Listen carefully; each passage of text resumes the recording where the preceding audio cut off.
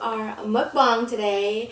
Very special dish that we have tonight, and it is Bun Rieu, which is Vietnamese crab noodle with tomato-based broth. Tomato-based broth with like crab meatball kind of thing, and then we have pork blood cube, And then I don't think you guys can see it.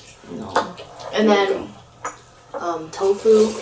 And then we also have tofu. So this is the pork Blood. It is not. It has. This is It's the an tofu. acquired taste. Pork blood is an acquired taste. Yeah. That's for sure. And then we also have some veggies that we eat with. Yeah, which are bean sprout. This is green sprout. And this is, I don't know what's the name of it, but in our family, we call it Bun Rieu, which is the herb that you eat with this dish. Yeah, hence the name. Now, and then this. And then we have a bowl of, give me that jar. Then we have a bowl of Mam Tom, which is shrimp sauce. Paste. And we add it with this dish if you want it to be more flavorful. Yeah, like if you think the broth is a little too bland or like You need a little more seasoning. yeah, then you put this in. Yeah.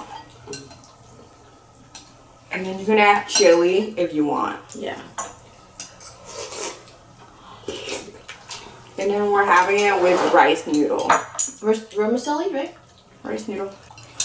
So what you do is you add some bean sprout and then some of these herbs. Me, I personally don't like bean sprout or any of the herbs in it, so I just eat it as it comes. So Usually when you eat something with broth, usually you should taste the broth first yeah. to see if it's like good with your taste bud. If it needs a more like seasoning or more flavor, then you add in the Mam Tom. Yeah. Which everyone. Only me a little bit.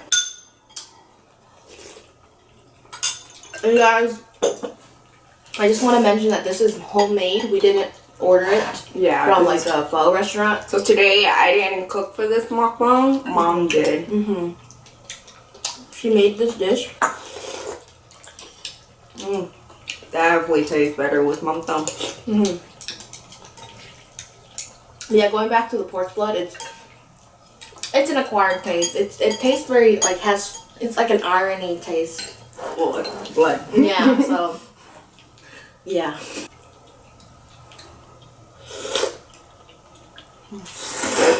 It does have an iron.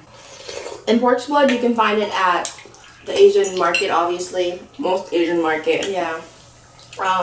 There's some that already like pre-boil ahead, and there's some like fresh where you can see like still blood running. Yeah. So usually mom buy the one that pre-boil because that way when she get home she just clean it and like boil it again to make sure that it's fully cooked. The boiling time for her takes a little less. That's why she buys the one that already boiled.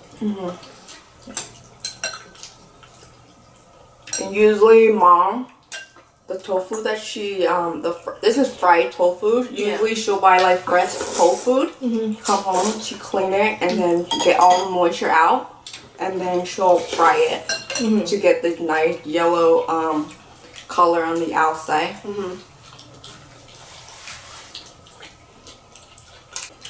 Usually we'll eat this dish with a thinner noodle. Yeah.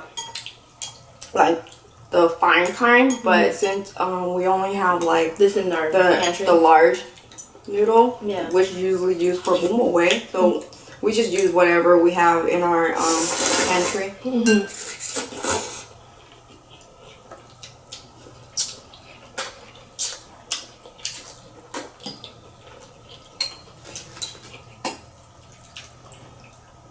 Usually this dish have a lot of tomatoes in it. So whenever tomatoes on sale, my mom would make this dish. This is the reason why we call this dish Bun Rieu. The crab meat. Like, you can make this broth. I see a lot of people posting like different way to make this broth. Some use like pork bone to make the broth. Some use like chicken broth that you can buy in the store. Mom did the shortcut today, and she used chicken broth. Add some water in it, put some onions, just, you know, get it some sweet, and just add some seasoning to it.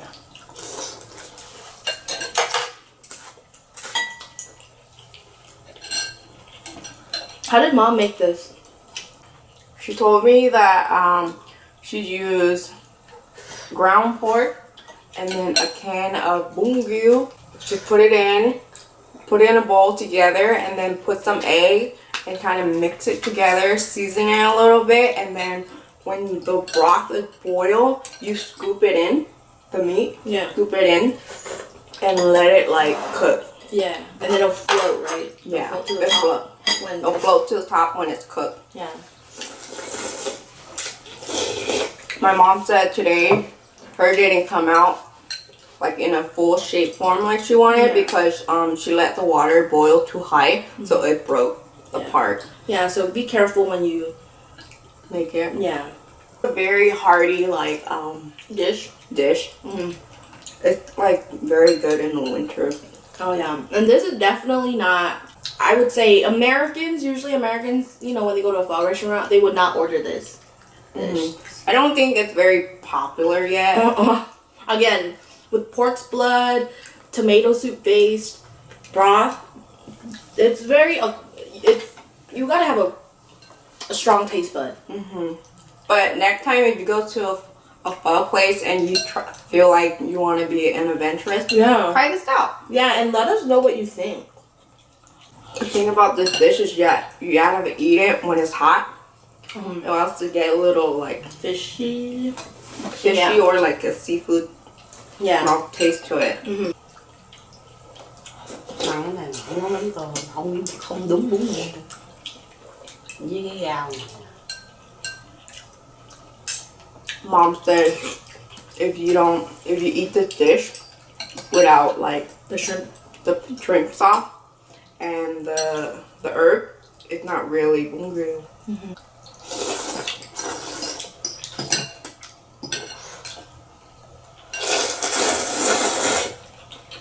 It's so good.